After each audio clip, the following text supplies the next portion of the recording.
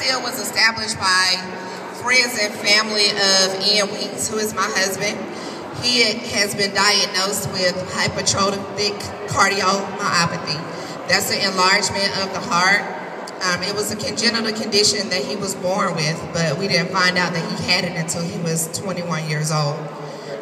He's had 2 pacemakers inserted to keep his heart pumping, but now that pacemaker is not enough. So Ian has to have a heart transplant in order to survive. So we started this organization to raise money for his heart transplant because those fees run up and upwards to $400,000. He'll need $15,000 a year to sustain him with the medicines that he needs just to keep his heart pumping. Because once he gets that transplant, he will need to have anti-immunity drugs for the rest of his life.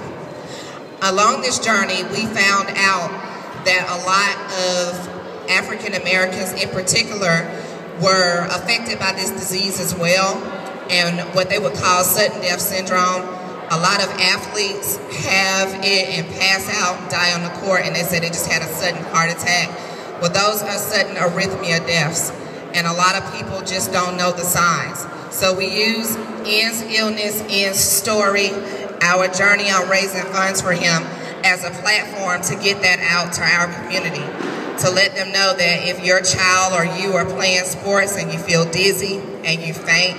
Ian was a sports player and a workout fanatic, and he would pass out and have blackout periods and didn't know what it was, and it was his heart that was causing that.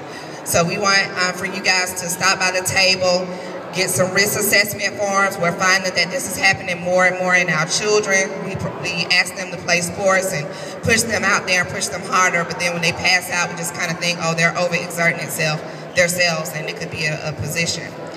One of the other platforms that we use with Hearts of Steel is African Americans are not registered for organ donation. My husband has been on the list for a greater part of 6 months, and they said that he's still, just the other day we were informed that he's still about 200 on the list for a heart, which is a lot when you think about the surrounding states and Georgia. And one of the reasons that's holding him up is he's an O-negative blood type, which is primarily from multicultural backgrounds and African Americans, and he's a bigger guy. So you guys registering to be an organ donor definitely makes a difference for someone else to be able to live. So if you can make sure you stop by our table as well and get an organ donor card. It could be you or your family member that needs a kidney or an eye or a heart like my husband. So we need to make sure that we spread this awareness in the community. For anyone that has stopped by my table and can show me your organ donation card, I have a gift card for you.